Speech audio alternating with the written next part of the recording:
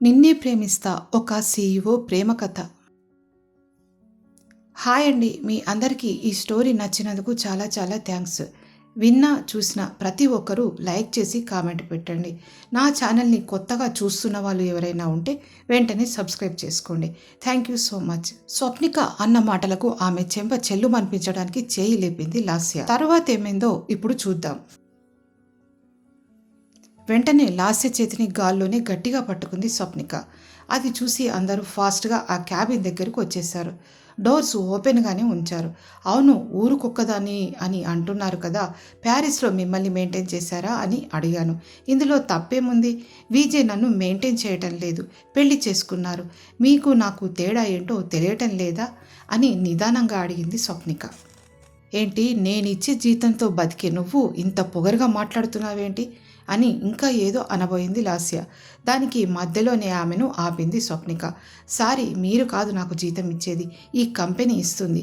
ఈ కంపెనీలో మీరు పెద్ద షేర్ హోల్డర్ కావచ్చు, కానీ మిగతా వాళ్ళు కూడా ఉన్నారు. మీరొక్కరే మా అందరినీ పోషిస్తున్నట్టు చెప్పకండి. అయినా పని చేస్తున్నాం, జీతాలు తీసుకుంటున్నాం. అంతేకాని తల్లిదండ్రుల తాత ముత్తాతల ఆస్తులను మా ఆస్తులుగా చెప్పుకొని తిరగటం లేదు. మా లాంటి వాళ్ళు పనిచేస్తేనే మీ లాంటి వాళ్ళ బ్యాంకు బ్యాలెన్సు రోజు రోజుకు పెరుగుతుంది, అది గుర్తుంచుకోండి అని గట్టిగా అంది స్వప్నిక. ఆ హాల్ అంతా ఒక్కసారి సైలెంట్గా అయిపోయింది. మరుక్షణం అప్పటి వరకు విన్న స్టాఫ్ అంతా ఒక్కసారి గట్టిగా క్లాప్స్ కొట్టారు. ఇంతలో వాచ్మెన్ పరిగెత్తుకు రావడంతో విజయ్ వచ్చాడని అక్కడున్న వాళ్ళకి అర్థమైంది. దాంతో స్వప్నిక అక్కడి నుండి విజయ్కు ఎదురెళ్ళింది. స్టాఫ్ అందరూ కూడా ఆమె వెనకే దండలు బొకేలతో వెళ్ళారు. అప్పుడు విజయ్ స్వప్నికలు ఇద్దరు పక్కపక్కన నిలబడి అందరి నుండి బొకేలు తీసుకున్నారు. దండలు ఇవ్వగానే ఇద్దరు దండలు మార్చుకున్నారు. మీరు వచ్చే వరకు బొకేలు ఇవ్వొద్దని, దండలు వేయొద్దని ఇద్దరికి ఒకేసారి ఇచ్చి కంగ్రాట్స్ చెప్పమని స్వప్నిక మేడం ఆపారు బాస్ అని అన్నాడు కాశీ. ఆమె గురించి విజయ్కు ముందే తెలుసు. 2 రోజుల్లోనే స్వప్నిక గురించి పూర్తిగా కాకుండా దాదాపు కొంచెం కొంచెం తెలుసుకున్నాడు. ఆమెలో ఉన్న ఆ ప్రత్యేకమైన గుణమే అందరికీ ఆమెను దగ్గర చేస్తుంది. ఎంత కోపం ద్వేషం ఉన్నా కూడా విచక్షణ మర్చిపోదు. అసలు ఆమెకు ఎదుటి వాళ్ళను కోప్పడాలనే ఊహే రాదు. ఎప్పుడూ ఆ పెదవులపై చిరునవ్వు అంటి పెట్టుకుని ఉంటుంది.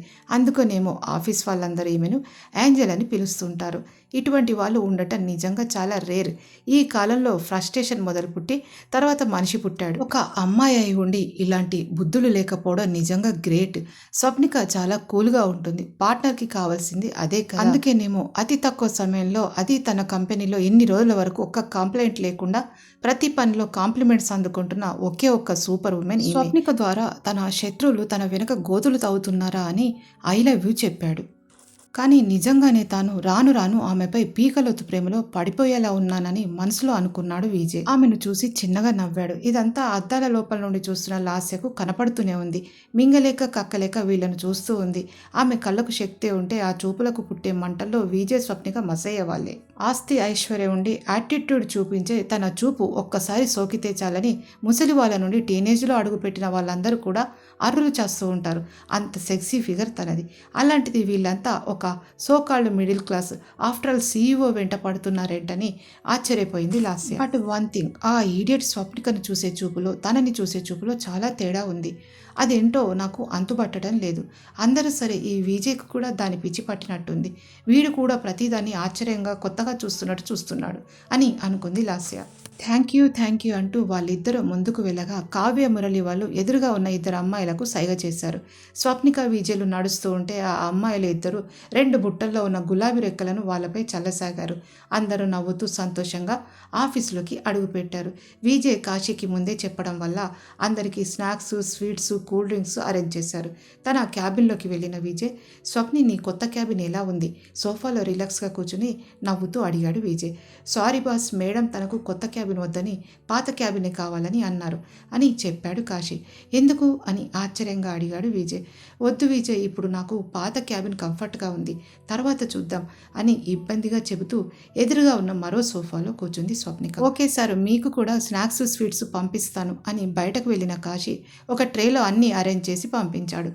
అటెండర్ గిరి ఆ ట్రేను టీపాయ్ పైన పెట్టి ప్లేట్స్ అన్నీ అందించపోయాడు. వద్దు గిరి, నువ్వు వెళ్ళు అని చెప్పాడు విజయ్. ఒక్క నిమిషం గిరి, నాకు కూల్ డ్రింక్ వద్దు, కాఫీ తీసుకురా అని అంది స్వప్నిక. తెలుసు మేడం, మీకు బాస్కి ఇద్దరికి కాఫీనే తీసుకొచ్చానని చెప్పి వెళ్ళిపోయాడు గిరి. విజయ్ లేచి ఆ ప్లేట్లో ఉన్న ఒక స్వీట్ ముక్కను తీసి స్వప్నిక నోటికి అందిస్తూ హ్యాపీ మ్యారీడ్ లైఫ్ అని నవ్వుతూ చెప్పాడు విజయ్. థ్యాంక్ యూ అని చిన్న ముక్క కొరికిన స్వప్నిక చెవులకు విజయ్ అని కోపంగా లాస్య పిలుపు వినిపించింది. లాస్యను ఉడికించడానికి అదే మంచి టైం అని అనుకున్న స్వప్నిక తను బైట్ చేసిన ముక్కను అతని చేతిలో నుండి తీసుకుని thank you same to you Vijay, happy married life అని ఆ ముక్కను విజయ్ నోటికి అందించి మధురంగా నవ్వుతూ చెప్పింది స్వప్నిక. అతను చిన్నగా బైట్ చేస్తూ థ్యాంక్ యూ అని చెప్పాడు. ఆ ముక్కను మళ్ళీ తను తింటూ అతన్ని చూసింది స్వప్నిక. ఇద్దరి కళ్ళు కలుసుకున్నాయి. చుట్టూ ఏం జరుగుతుందో తెలుసుకునే స్థితిలో వాళ్ళెప్పుడూ దాటిపోయారు.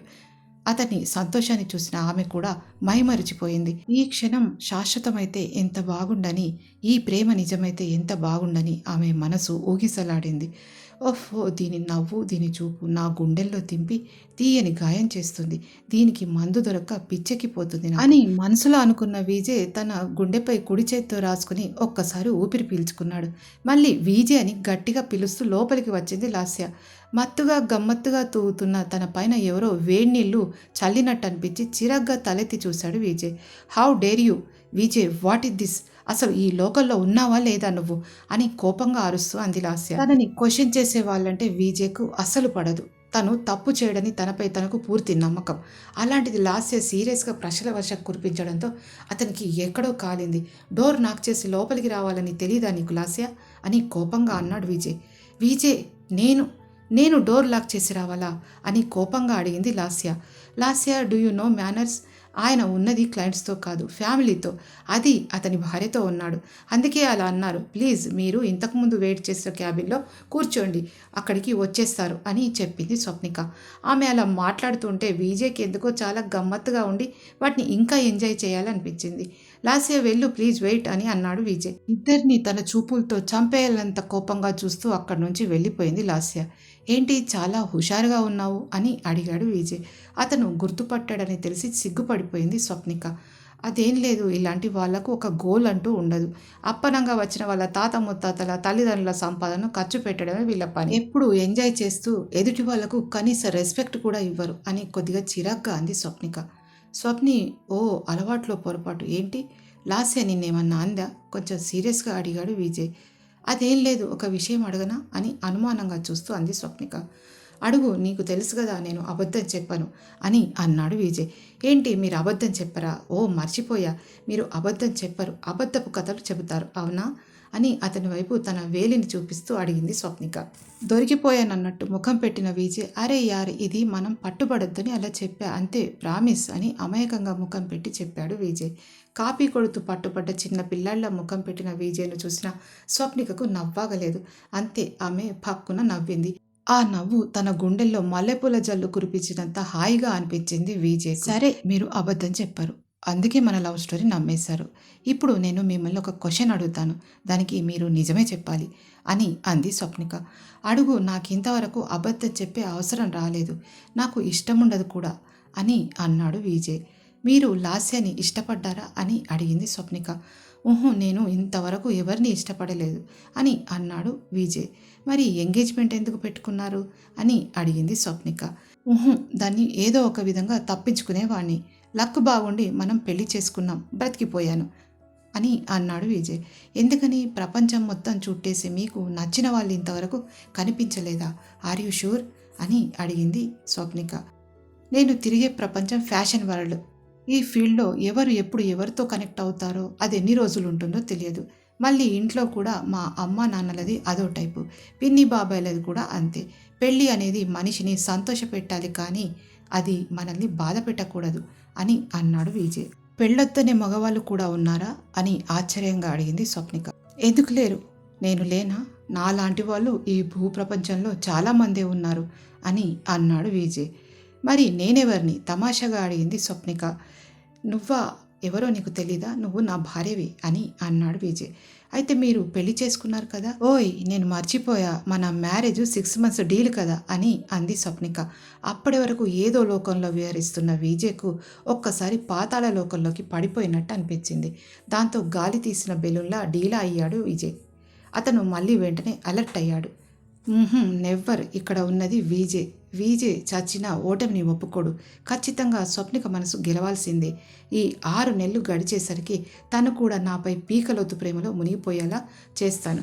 అది కూడా ఆమెను ఇంప్రెస్ చేయడానికి. అదే జస్ట్ లైక్ పులిహోర కలపడాలు లాంటివి కాకుండా ఖచ్చితంగా సిన్సియర్గా లవ్ చేసి స్వప్నికను తన సొంతం చేసుకుంటానని మనసులో గట్టిగా తనని తాను శపథం చేసుకున్నాడు విజయ్. ఇంతలో మే కమిన్ సార్ అని కాశీ మాటలు వినిపించాయి. ఒకరి కళ్ళల్లోకి ఒకరు ఇంటెన్స్గా చూసుకుంటున్న స్వప్నిక విజయ్లు కాశీ మాటలతో ఈ లోకంలోకి వచ్చి పడ్డారు. వెంటనే తనని తాను సర్దుకున్న విజయ్ సోఫాలో స్వప్నిక పక్కన వచ్చి కూర్చుని కమిన్ అని చెప్పాడు.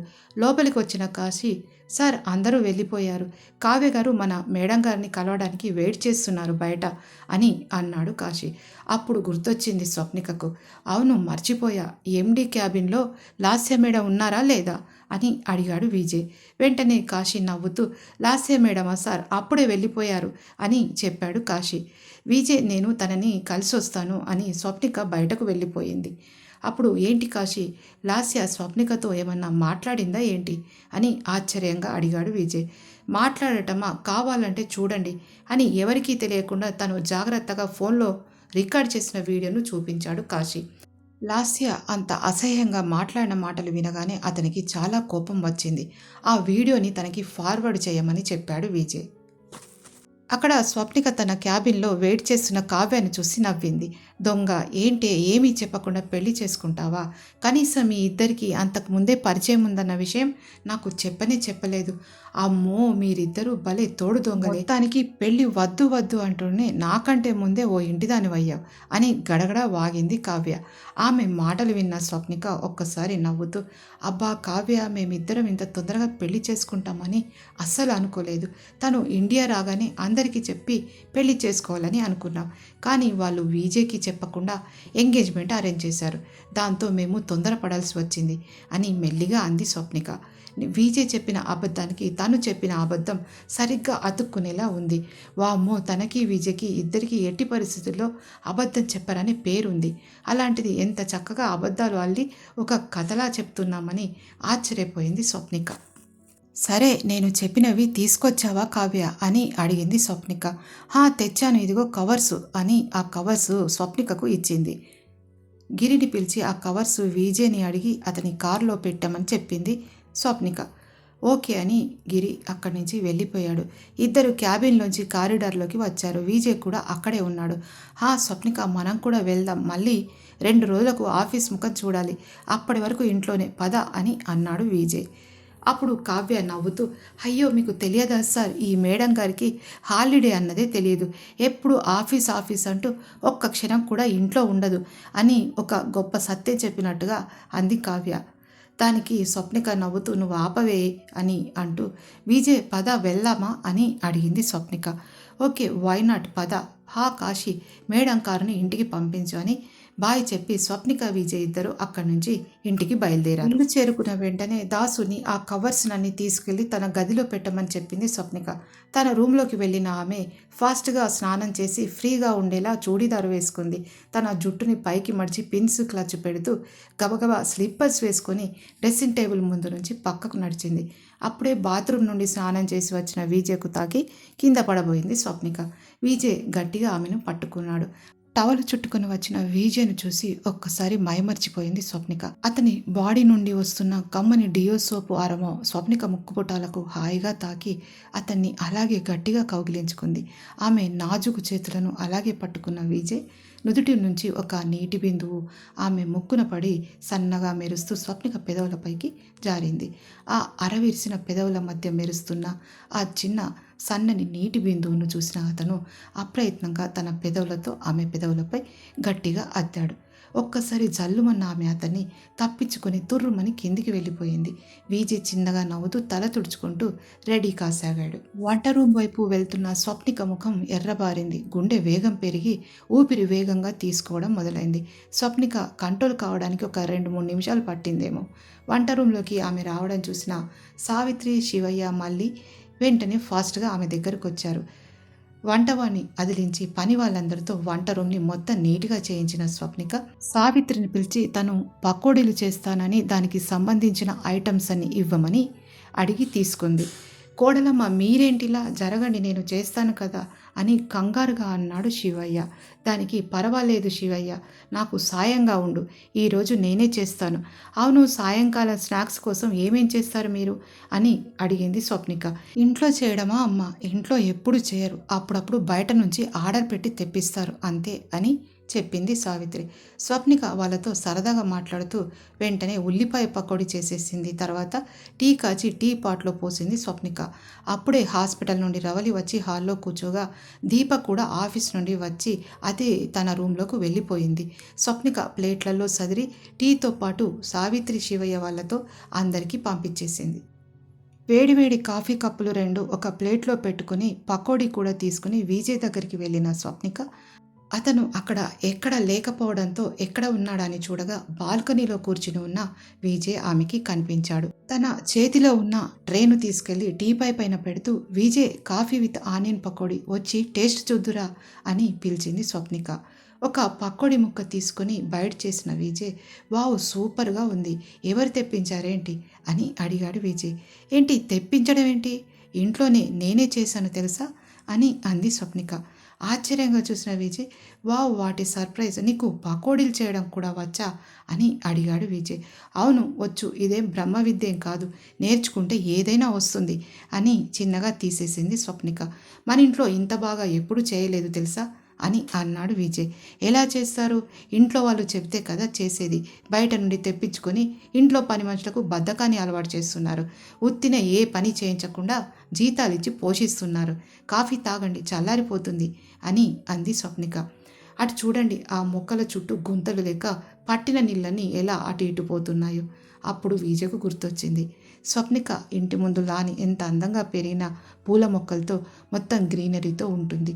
అది అతనికి గుర్తొచ్చిన వెంటనే ఏంటి సీఈఓ గారు ఇంట్లో కూడా ఆన్ డ్యూటీనా, మార్పులు చేర్పులు మొదలుపెట్టారా ఏంటి అని చిన్నగా నవ్వుతూ అడిగాడు విజయ్. చేయాలి విజయ్, ఒకటి అలవాటైతే ఇక అంతే. ఇద్దరు మాట్లాడుతూ కాఫీ తాగడం పూర్తి చేశారు.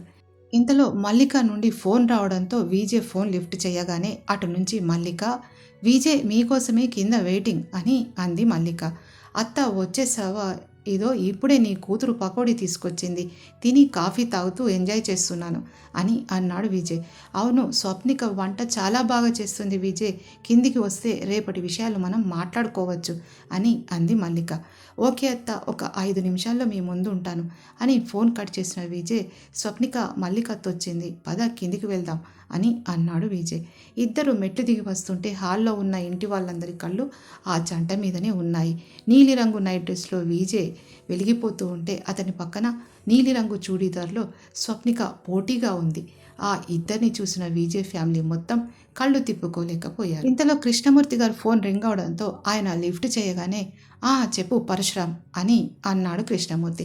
ఆ పేరు విన్న మల్లిక విజయ్ స్వప్నికలు ముగ్గురు ఒకరి ముఖాలు ఒకరు చూసుకున్నారు. పరశురామ్ ఎందుకు ఫోన్ చేశాడు, ఇంటికి వెళ్ళిన లాస్య ఏం చెప్పి ఉంటుంది తెలుసుకోవడానికి తర్వాతి పాటు వినండి. మీకు ఈ స్టోరీ నచ్చినందుకు, ఈ స్టోరీని మీరు ఆదరిస్తున్నందుకు చాలా చాలా థ్యాంక్స్. అలాగే కొత్తగా నా ఛానల్ని చూస్తున్న వాళ్ళు ఎవరైనా ఉంటే వెంటనే సబ్స్క్రైబ్ చేసుకోండి. Thank you once again.